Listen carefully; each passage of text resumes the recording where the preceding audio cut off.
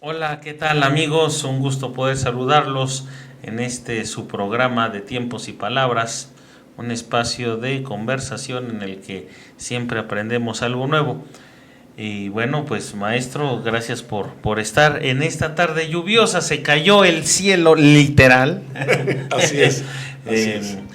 pero pues aquí estamos al pie del cañón, como siempre aquí cada jueves.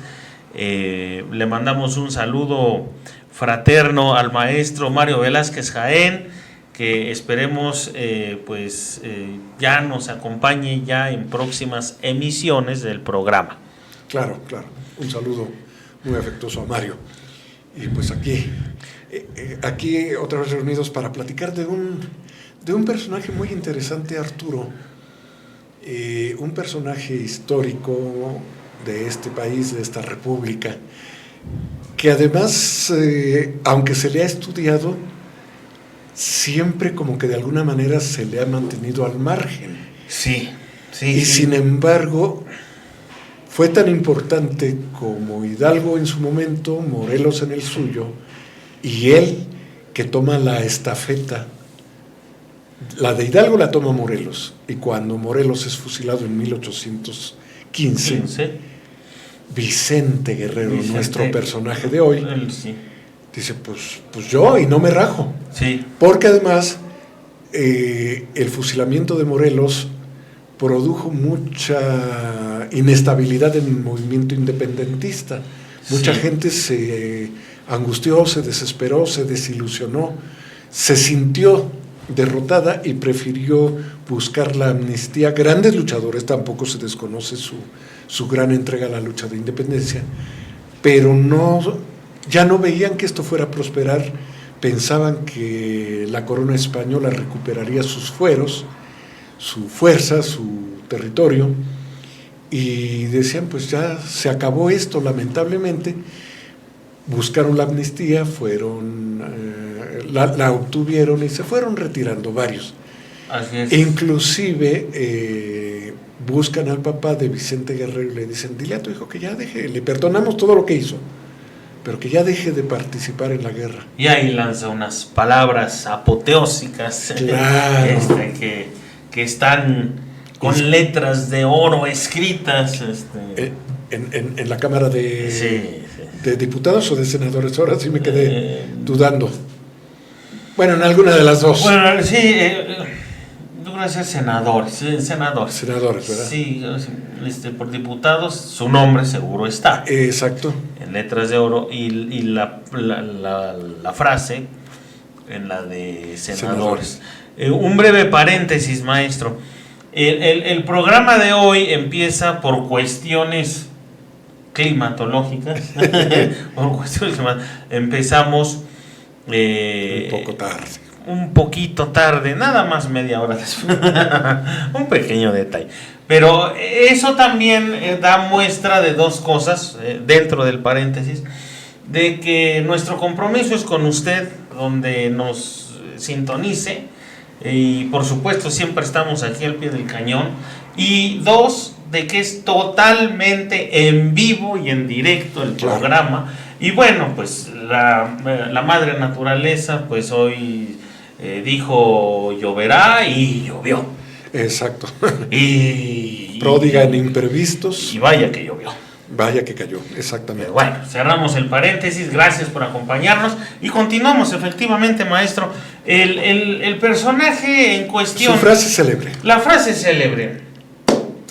Cuando el padre le dice, hijo, busca la amnistía, te ofrecen la amnistía, te van a disculpar todo lo que te pueden ya culpar. Salga aquí, ya salte del movimiento, regresa a casa, te estamos entrega esperando. Tu espada. Sí, ya, olvídate de estas situaciones. Y con todo el cariño que le tenía al padre, porque era una familia muy unida, ¿qué le contesta Vicente? Dice, olvídate de esta aventura suicida. Casi. Olvídate de esto. Regresa a casa, hijo, y le dice, padre, tengo uno, pero la patria es primero, ¿no? La patria es primero. Y una frase muy interesante, Te muy genuina. amo, dice, te amo, te quiero. Dicen, ya no sé, a nadie, a ninguno de nosotros nos consta, pero sus biógrafos comentan que incluso está el papá sollozando y abrazándolo de las piernas, hincado, diciéndole, regresa, hijo, y él le dice, padre, te amo, eres mi padre, te respeto, pero la patria es primero. Una frase que además, No hay más. si bien pudo ser anecdótica o pudo no serlo, pero el mito genera esto, y recuerden lo que dice Joseph Campbell acerca de los héroes y los mitos de los héroes, a veces trasciende más el mito que el suceso mismo. Sí. Y en este caso la frase ha permanecido más de 200 años, sacudiendo conciencias cuando flaquean los legisladores, ¿no? Siempre así cuando están perdiendo el timón, el rumbo, timón, sí. Y sale por allí, leen la frase de la patria es primero. Es una llamada de atención a la conciencia cívica, a la conciencia histórica, a la construcción de este país. Entonces, me parece que, te digo, y por eso mencionaba a Joseph Campbell, interesante que lo lea si quiere averiguar un poco más del mito del héroe. Muy, una frase reveladora. Totalmente. Y también comprometedora, porque te compromete a justamente que por la patria des todo. Sí. Y cuando la patria te necesita, pues adelante. Acudir a su llamado. Y curiosamente, bueno, siempre en todas las épocas de la historia hay momentos álgidos, pero bueno, pues ahorita también tenemos situaciones especiales, ¿no? Con nuestros vecinos del norte y pues sí. ¿Y qué mejor momento para recordar que la patria es primero? Para recordar que exactamente. Y que afortunadamente se están limando diferencias ideológicas para sumar esta preocupación por formar un frente común en la defensa de la patria, de la patria que es primero. Y tal cual, ¿no? Como se ha mencionado en reiteradas ocasiones, nuestra lideresa, nuestros líderes comentan, bueno, pues es que estamos en una situación donde las coyunturas son difíciles, pero la solidaridad y sobre todo el respeto a la soberanía debe existir, cueste lo que cueste. Claro. Qué bueno. No, y además, fíjate, ¿por qué abordamos luego a estos personajes y su momento histórico? No es el personaje por sí aislado e insípidamente, sino que responde a un contexto histórico, a un momento, a una época y a una circunstancia que se vive. Decía Ortega y Gasset, el hombre es él y su circunstancia. Entonces, lo interesante aquí es no tropezar con la misma piedra histórica y evitar esas caídas. Justamente por eso revisar la historia del país en que hemos nacido, crecido y nos desarrollamos, nos sirve. No sé quién decía, tú te acordarás, el que no conoce la historia de su pueblo corre el riesgo de tropezar dos veces, provocar dos veces el mismo error. Condenado, ¿no? a repetir el error. A repetirla, ¿no? Allá igual decía Mark Bloch que la historia es las acciones de los hombres en el tiempo, ¿no? Los hechos, las acciones de los hombres y también de las mujeres, por supuesto, del ser humano en general, las acciones que hacen justamente que se vaya así, formando la historia. Otra sorpresa, maestro. Hoy es una tarde de sorpresas, maestro. ¿Cuál es la otra? La otra sorpresa es aprovechando. Nuestro tema es Vicente Guerrero Saldaña, pero también hoy Ramón Vicente Ramón o Ramón Vicente Vicente Ramón Guerrero Saldaña, que por cierto su nieto era Vicente Riva Palacio. Así es. Y su nieto. Así hablaremos. Pero también el próximo 22, que es el Sábado. Dentro de 9 días, el sábado. No, 22, no. Sí, porque hoy es 14. O bueno, el 14, teniendo en Hoy cuenta, es 21, perdón, 21. Pero 21. el 14 tomando en cuenta que estamos recordando el fusilamiento De don Vicente lamentable Guerrero. de don Vicente Guerrero. Sí, Entonces sí, en ese tenor, pues sí sería 14 de febrero. Pero hoy como tal, el calendario marca 20 y pasado mañana es 22 y otro personaje histórico bien interesante de nuestra historia, Francisco Ignacio Madero, pum, asesinado también. Es asesinado, sí. Dos personajes que marcan... Con un siglo de diferencia Sí, en el claro, inicio de sí, sus acciones sí. guerreras. Guerreras. Uno por la independencia, don Vicente, otro Sí. por la revolución. Por la Revolución Mexicana. Ambos personajes, me parece que en el santoral histórico y heroico de México, pues bien merecen ser recordados. Claro, ¿sí? claro. Ambos. Ahora, ¿cuál es la historia de Vicente Guerrero? Porque Vicente Guerrero vivía bien, era un mestizo mulato. ¿Qué es un mestizo mulato? Porque luego nos perdemos. Él traía en su sangre parte de indígena, parte de español y parte de sangre africana. Eso está bien interesante. Él era un Afromexicano.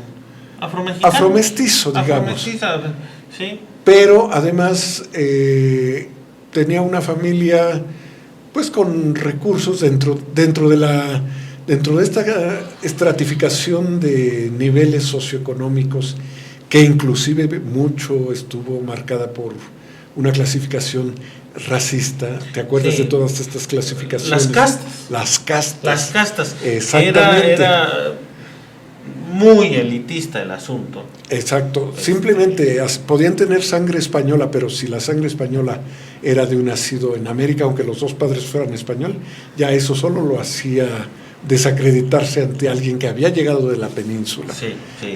O sea, a ese nivel de severidad llegaba. Entonces, el hecho de que Vicente Guerrero proviniera de una familia con sangre africana, constituía un estigma social en su tiempo, sobre todo en las sociedades de las grandes ciudades. Sí. Sin embargo, la familia gozaba de una posición económica ganada con base en un trabajo arduo, constante, unido familiarmente, el de la arriería. Y le iba muy bien al papá, no exactamente le iba mal. No, tenían sus buenas recuas, sí. Llevaban y traían mercancía por toda la costa de lo que hoy es Guerrero, Oaxaca, parte de Michoacán seguramente.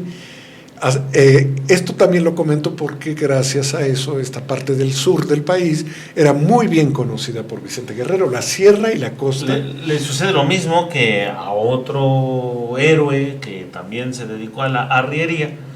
Dicen, arrieros somos, el camino era José María Morelos, justamente. Ajá, antes de dedicarse a ser sacerdote, el sacerdocio. Donde siguió también pero vamos, la experiencia de la arriería. Sí, pues conocen bien los valles. Ahora, ¿qué montes. importancia tuvo esto? Eso es algo interesante en la guerra. México, sí. Primero, Vicente Guerrero no le interesaba, no sabía, no tenía idea de que podía o no, quería o no ingresar a las huestes independentistas. Pero ya estaba viendo esto, era un individuo además con una agilidad. Cuando empieza la guerra de independencia él tenía 28 años, o sea, se daba cuenta de lo que pasaba, era un gran jinete, manejaba armas también, incluso por ahí parece ser que tenían sus propias armas de familia para cuidarse. Tenía conocimiento de armería y entonces pues de fundición también. Y un conocimiento muy apreciado justamente en la plena guerra de independencia. Es un conocimiento de gran valor. Y justamente Cuando Morelos le encarga a Galeana que se ocupe, porque Morelos, al tomar la estafeta después del fusilamiento de Hidalgo, Morelos tiene que ocuparse del movimiento en el resto, bueno, no en el resto de la Nueva España, porque eran extensiones enormes, pero sí en la zona entre la capital de la Nueva España, la Ciudad de México, la muy noble y leal Ciudad de México, y las grandes ciudades, Guadalajara, Valladolid, que hoy es Morelia. Y pendiente de Puebla, pendiente, ya no llegaba hasta Jalapa, pero no dejaban de tener acercamiento. Entonces Morelos le encarga a Hermenegildo Galeana que reclute gente para el sur y que se ocupe del sur, de la zona de Acapulco y todo esto.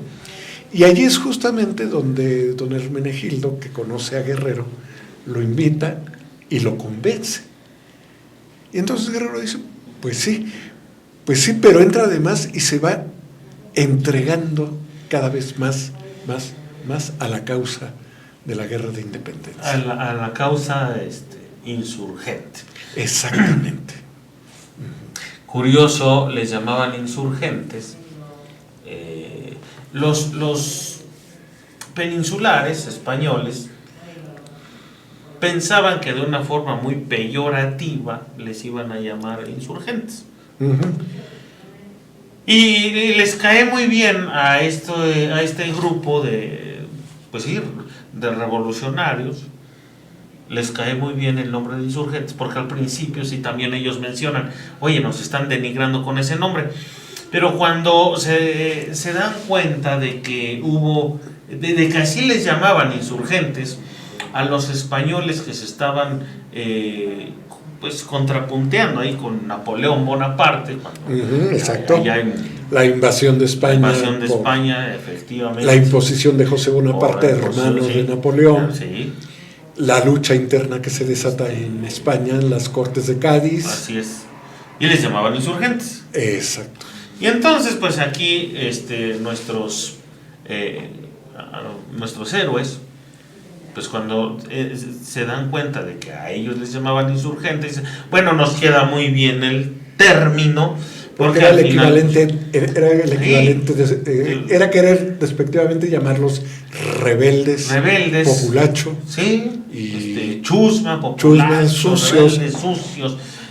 Y dice, no, somos insurgentes, y como tal insurgentes nos vamos a hacer valer y vamos a lograr consumar lo que inició en su momento el cura Miguel Hidalgo y Costilla. Claro. Bueno, y también los compañeros, no hay que olvidar a Allende, Aldama, Mariano Jiménez, Abasolo, por supuesto Leona Vicario, José Ortiz de Domínguez y muchos más.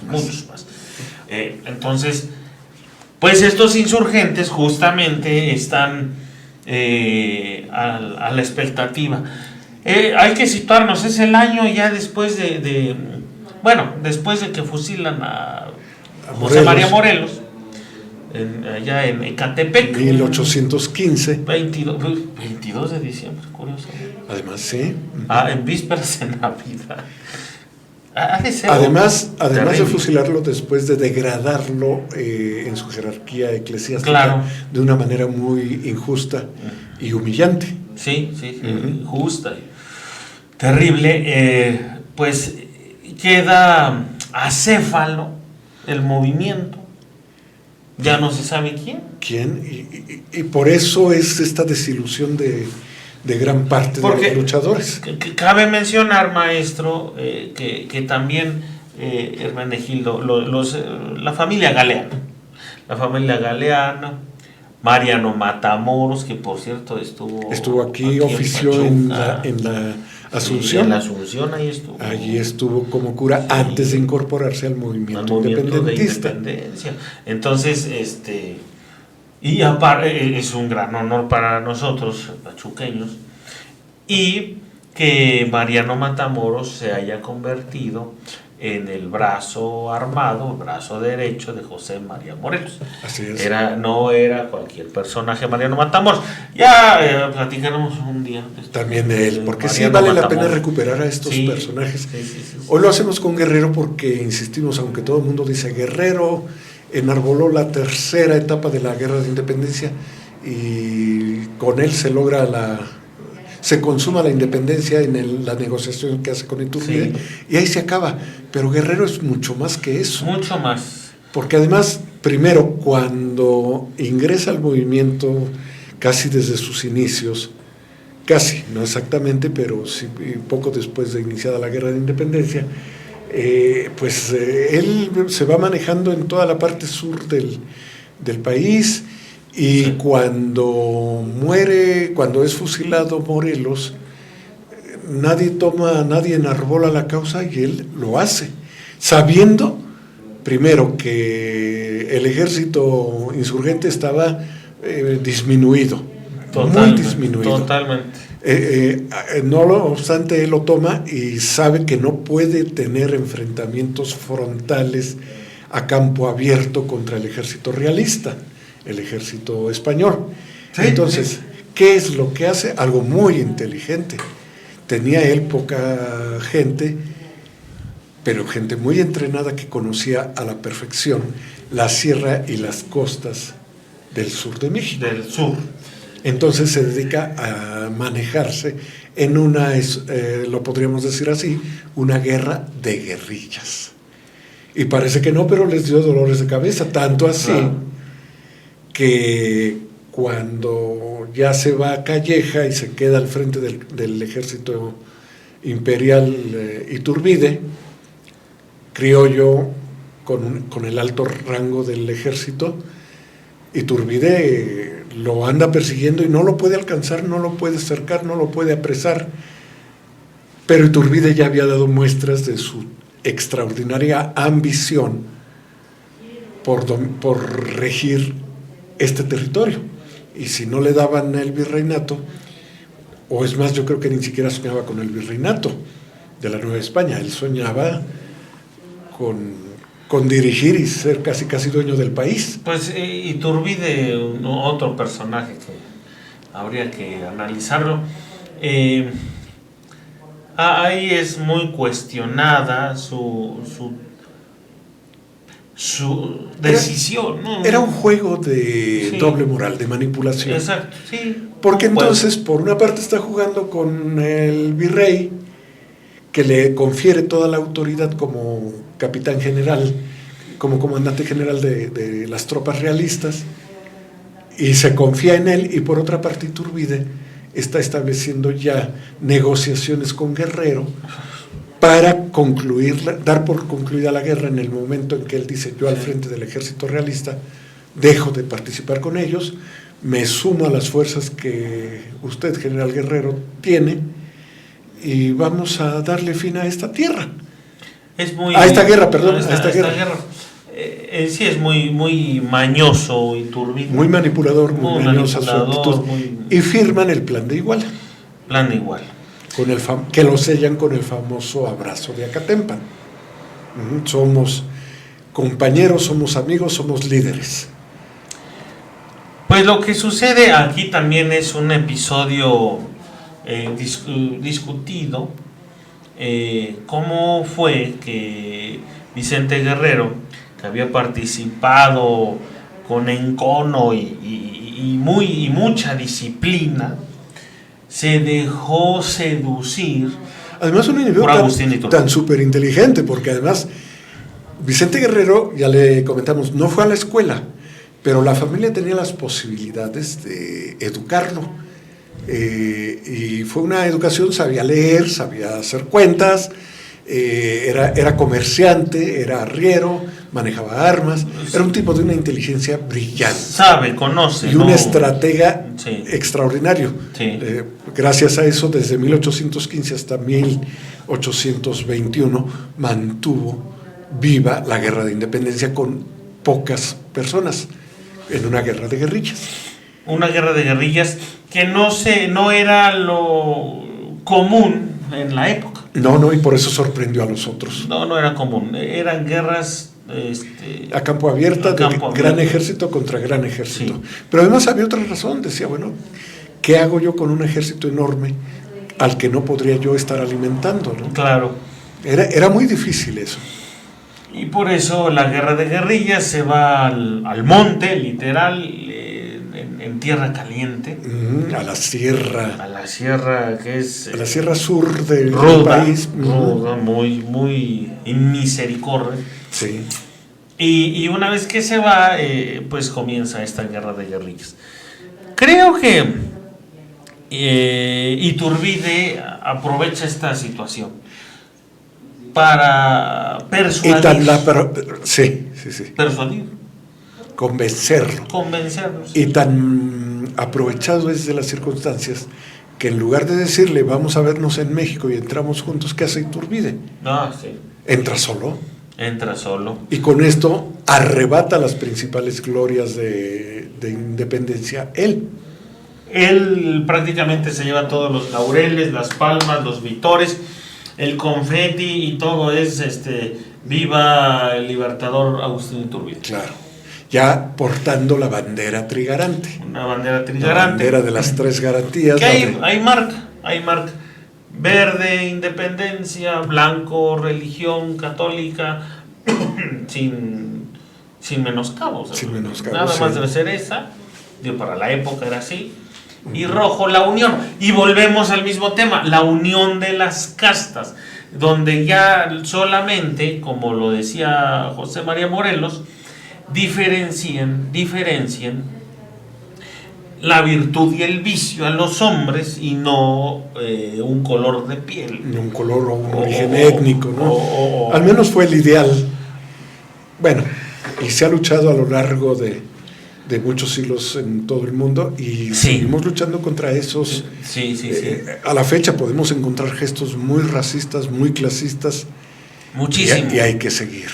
Y es importante nuestro personaje de esta tarde, porque justo Vicente Guerrero es nuestro primer presidente afro-mexicano. Claro, vamos a entrar a esa etapa.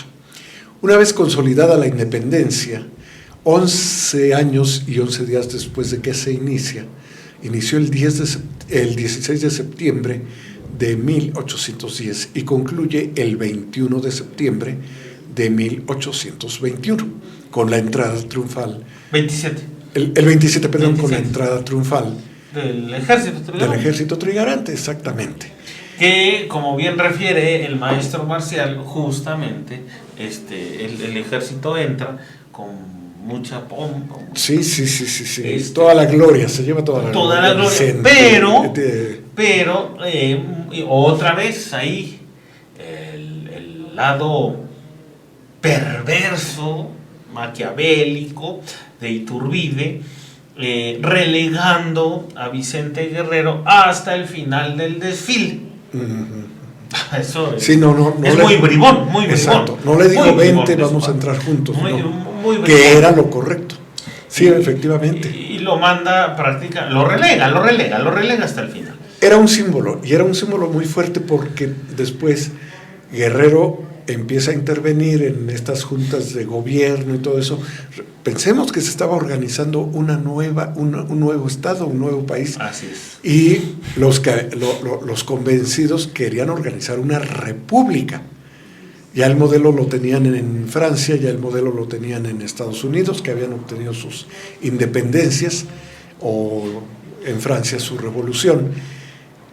Y al poco tiempo Iturbide maneja tirios y troyanos, y entonces se asume como el héroe que logra todo este país. Sí. Y se nombra emperador. Y le dan la corona. Esto le da un gran botín porque es la corona. Una corona que es hay un libro, por cierto, Rosa Beltrán me parece que es la autora. Bueno, y el libro dice La corte de los ilusos, justamente porque es una ilusión lo que están viviendo. Bueno, la corona se comenta que incluso no es la corona no existe, y hasta nuestros días no existe, ni está en museo alguno del mundo entero, no existe, porque la corona fue hecha al momento. Es decir, no hay dinero para poder tener una corona. No hay tiempo para elaborar No hay tiempo para elaborarla, y entonces... Con metales preciosos con metales, y piedras preciosas. Y entonces, ¿de dónde sacan la corona? Pues se comenta que van al Monte de Piedad, y que en el Monte de Piedad había pues joyas, oro. Montan rápidamente una corona muy, muy, muy simple. Y bueno, pues esa corona es la que sirve, pero pues después hay que regresar las joyas y todo el Monte de Piedad. O sea, Mira, esa historia no la sabía. Sí, maestro, eso es muy, muy gracioso y muy jocoso. Y además, pero sí, pero pareciera que esa historia y pareciera premonitorio del fallido imperio muy premonitorio, y creo que también pues no me dejarán mentir, parece que también es parte incluso de una premonición de lo que sucede en muchos hogares de nuestro querido México, que primero compro, después ya no tengo y lo regreso. O sea, exacto. Pero bueno, pues eso es para los sociólogos, ese es otro tema. Ahora, lo interesante es, Iturbide convence y atrae la atención de aquellos criollos ricos que fueron beneficiados desde el virreinato, de aquellas familias, muchas de las cuales todavía presumen apellidos de rancio abolengo, hoy actualmente lo siguen haciendo, y entonces empieza a conformar una corte de juego, una corte de juguete. Sí, eso es cierto. Sí, imitando aquellas crónicas que les llegaban de Europa. Que esa es la palabra justamente, maestro, una corte imitadora. Una corte que no es una corte seria. Claro. Y mientras esta sociedad, que además empieza a marcar desde entonces ya la escisión entre conservadores y liberales. También, sí. Entonces, ¿qué ocurre mientras tanto con los que no están conformes? Entre ellos, don Guadalupe Victoria, gran luchador de la independencia, don Vicente Guerrero, Antonio de Santana, Antonio López de Santana, y empiezan a organizarse, a manifestar su inconformidad. Hay otro dato ahí interesante. Viene un personaje, al fin y al cabo, nos guste o no, estamos y seguiremos estando muy en comunión con los Estados Unidos de Norteamérica. Porque viene un personaje tenebroso, oscuro, llamado el primer embajador, el primer representante. Pero de aquella época. De aquella época, Poinsett. Joel Robert Poinsett. Y Poinsett, fíjense qué curioso, amigos, amigas. Al no darle garantías a Iturbide de lo que quiere, que prácticamente lo que quieren es Texas, Iturbide dice no, comienza Poinsett a conspirar. Y ahí, que seguramente ni siquiera tenía la menor idea de la palabra república, ni lo que ésta significa, pero él toma la bandera de la república y mediante el plan de Casamata, Antonio López de Santa Anna, hace a un lado el imperio de Agustín Iturbide y se revela e inicia algo llamado la república, que, insisto, seguramente Santana no tenía ni la menor idea de que era república. Ni la más peregrina idea, exacto. Pero para él era quitar a Iturbide de una vez por todas. Y además le debía algunas afrentas personales. Entonces, porque además Santana en ese momento no aspiraba a ser el presidente. No. Él lo que quería era... Santana era un hombre de acción bélica, le entusiasmaba, eso lo demostró todo. Ese es otro bribón hombre de campo, nuestra historia. pero sobre todo consolida su bribonería después. En ese momento, él dice, no peleamos por esto, y encabeza una rebelión interesante, a la que se suman Vicente Guerrero. Se va a sumar Vicente Guerrero y otros luchadores de la independencia, sí, claro, que seguían por allí, alguien de los Bravo quedaba, en fin. Pío March, bueno, varios. Y entonces logran finalmente, después de poco menos de 2 años, dar por concluido el efímero imperio de Iturbide. Un imperio que durará menos de 2 años. No, 1 año, tal vez, unos meses. Ahí ya lo agarran, llegando al año. Lo toman preso, lo ponen en un barco en Veracruz y le dice, estás expulsado del país. Si regresas, vas a correr el riesgo de ser fusilado, porque se le advierte. Y así es como se va. Pretendió regresar, lo hizo, lo apresan y lo fusilan. Que hay un dato igual, otro dato. Auxilio Iturbide regresa, él argumenta que corre peligro la independencia por la Santa Alianza y que está buscando España recuperar la joya de la corona, que era la Nueva España. Luego entonces, pues si ya está independiente, ya está independizada, pues busca regresar, dar lucha y volver a adjudicarse esta nueva nación. Y Iturbide toma un barco junto con su esposa, sus hijos, llega aquí a lo que actualmente es Tamaulipas, ahí desembarca en Padilla, en Soto la Marina. Soto la Marina, sí. Y de ahí ven que es Iturbide, pues su forma de montar, era un excelente jinete, la forma de montar, la forma en que se desenvuelve, saben que es Iturbide y el veredicto, la muerte. Lo van a fusilar allá en Padierna. No, ¿qué Padierna? No me acuerdo. No, Padierna no es cierto. No, Padierna. No, Padierna es con Antonio López Santana. Acá es en... es en Tamaulipas. Eso es un hecho. Padilla.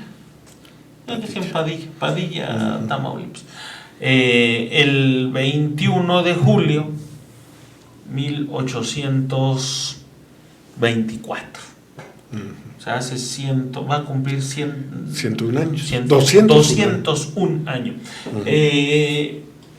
Pero lo curioso es que ahí en ese fusilamiento, lo fusilan, toman sus pertenencias, es enterrado ahí. Y muchos años después llega un presidente llamado Luis Echeverría Álvarez. Un presidente por los años 70 del siglo pasado. Él fue 70-76, un periodo gubernamental. Y el señor Luis Echeverría se le ocurre una idea que, no, como historiador no sé si esté bien o mal. Yo nada más se cuenta la historia y no puedes estar ni a favor de tiros ni troyanos, nada más la cuentas, ¿no? Y la idea es que hay la necesidad de construir una presa, y esa presa se va a llamar justamente Guerrero y va a cubrir la tumba de Iturbide, y por tanto también estaba la tumba de Iturbide al lado de una iglesia, y prácticamente la va a dejar en las profundidades. O sea, va a cubrir la presa, ese espacio, y se va a llamar Guerrero. Luis Echeverría lo toma como una venganza histórica y una necesaria revancha contra Iturbide, porque resulta que Iturbide, todo lo que hizo con Guerrero no fue exactamente muy leal, muy cabal, muy honorífico, ¿no? Muy cabal, no lo fue.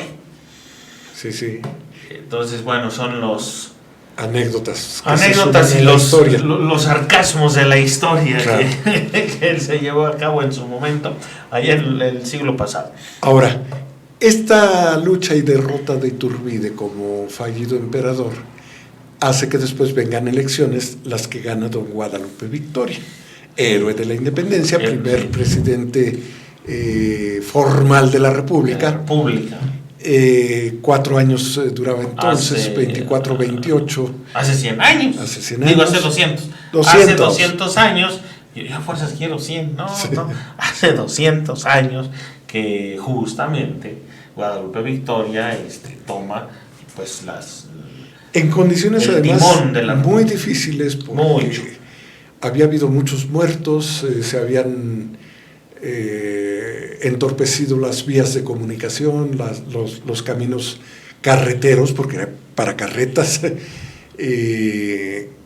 la pequeña industria se había perdido, la extracción minera se había reducido, en fin, había muchos problemas, los impuestos habían dejado de cobrarse, la pobreza permeaba por todos lados, y además de las muchas muertes que costó la guerra de independencia, muchos empresarios de origen extranjero se retiraron con sus fortunas, en fin, dejan un país en bancarrota. Don Guadalupe Victoria pretende empezar a organizar este país y pone su mejor empeño, cubre su periodo gubernamental. Quizá uno de los 21 presidentes, si no es que incluso el único presidente que en el siglo XIX va a concluir sus 4 años. Su periodo reglamentario. ¿No?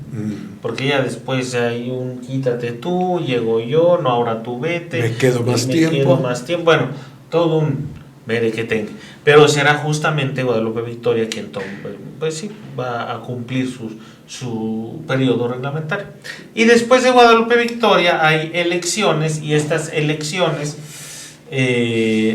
no exactamente las gana Vicente Guerrero, será Manuel Gómez Pedraza quien gane la elección, pero ojo, en aquellos días quienes tomaban era un voto indirecto, como se viene dando con Estados Unidos. Quienes votaba era el diputado, el Congreso. El Congreso. Y el Congreso quiere a Manuel Gómez Pedraza. No obstante, el pueblo de México, porque quería a Vicente Guerrero, porque es exageradamente popular. Sí, así es. Y bueno, pues Manuel Gómez Pedraza dice no, siempre no, y el presidente será Vicente Ramón Guerrero Saldaña. E inicia. Bueno, y esto habla de el peso de popularidad que tenía Guerrero, porque el Congreso inmediatamente cede a la presión popular. Exactamente. Esa es una razón importante. Entonces, sí. Guerrero asume la presidencia, que dura apenas unos cuantos meses, no dura ni siquiera el año. Ni siquiera un año. Era para terminar. Porque inclusive hay una pretendida invasión otra vez por la zona de la de Barradas, ¿no? La de Isidro Barradas. Ajá, sí. Españoles que querían entrar otra vez al siguen con la idea, los españoles, de recuperar este territorio. Y Vicente Guerrero, en un gesto muy heroico, dice: yo encabezo al ejército, yo dirijo al ejército que va a combatir esa invasión. Entonces le deja el gobierno al vicepresidente, a Anastasio Bustamante. Y cuando pretende retomar el gobierno, no lo deja Bustamante. No. Ya le había gustado el juego del poder, pero además, en ese pequeño lapso en que él gobierna antes, hay detalles muy interesantes. Vicente Guerrero dicta medidas radicales, pero populares, de beneficio para el pueblo.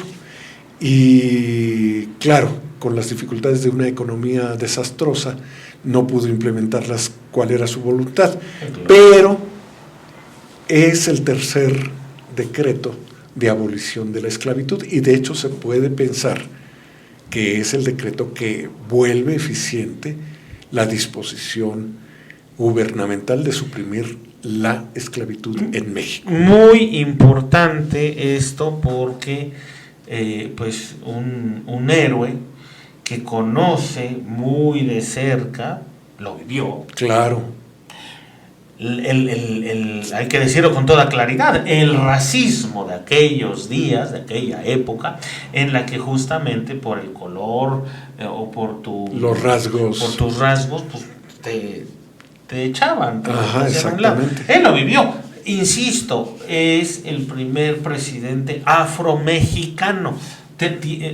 Nos adelantamos siglos antes del primer presidente afro en Norteamérica, que fue Obama. Barack Obama. Recuerdo aquellos días, maestro, en el que decían, el primer presidente afro, a ver, nosotros ya tuvimos el nuestro, y se llamó Vicente Guerrero. Así es. No así hay es. nada nuevo, nosotros ya lo tuvimos.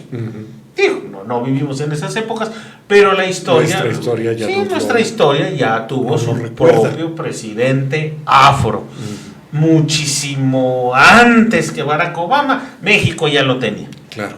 Y por eso es muy importante, él vive seguramente, recordemos que los negros que brincan la Sierra del Sur y se van a las costas de Guerrero, de Oaxaca, de estos lugares, los negros cimarrones son los que escapan aunque formalmente se supone que no debía existir la esclavitud, en la realidad sí estaba y sí se ejercía y sí se vendían y se compraban los esclavos negros, y entonces los cimarrones brincan allá, así que, y Guerrero nace en esa región, es decir, conoce y sabe de historias de antepasados que habían vivido desastrosamente estas condiciones de esclavitud. Por eso, aunque Hidalgo, en un documento hermosísimo, declara abolida la esclavitud, y es un documento que vale la pena, búsquelo usted en el internet, seguramente lo encuentra. Es un documento literario, cívico, ideológico, hermosísimo, donde declara abolida la esclavitud. Pero bueno, esto lo hace cuando estaba empezando la guerra de independencia, y obviamente era muy difícil difundirlo y hacerlo cumplir. Pero ya Guerrero, con su investidura de presidente de la República, en ese lapso de 8 o 9 meses que está, declara por una ocasión más abolida formalmente la esclavitud en México. Esto yo creo que es uno de los gestos más importantes de su gobierno y de los primeros gobiernos independentistas en nuestro país. Pero decíamos, se va a defender al país en aquella invasión, y cuando regresa, pues Bustamante le dice, fíjate que no, el que se fue de guerra perdió su silla. No, así es. Y con su ministro de guerra que tenía Bustamante, Guerrero entonces se molesta, se rebela y se va al sur a levantarse en armas, que era donde el sur era su tierra, el sur era su... La conocía bien. Claro, y quiere retomar esta guerra, y empieza la persecución contra él de parte de Bustamante y de parte de Facio, el ministro de guerra. Ambos están de acuerdo y le establecen una traición, le arman una traición a través de Picaluga, este marino genovés, al que lo contratan, le pagan inclusive 50,000 pesos de entonces. Cuando las arcas estaban vacías, de todos modos le pagan una fortuna. 50,000 pesos de aquel tiempo era una enorme fortuna. Y Picaluga se finge simpatizante de la lucha de Guerrero, lo invita a comer a su barco. Guerrero va muy confiado, siendo un individuo tan inteligente, pues allí cayó como cayó Zapata, como cayó Villa, como cayeron tantos, como cayó Ángeles. Sí, claro. O sea, creen en la gente y la gente les juega la traición. Y cuando está en el barco lo toman preso y después lo llevan en territorio oaxaqueño, lo llevan al convento de Cuilapan. Lo encierran, le hacen juicio sumario y lo fusilan. Lo fusilan justamente un 14 de febrero 1831. 32. 31, sí, Sí. puede ser. Es más, no. A ver. A ver. Sí. 31, sí, 14 de febrero del 31. 1831. A los 48 años, poco más o menos. 48 años de edad. Pero Oh, deja sí. un símbolo muy fuerte a la historia y a la vida de México.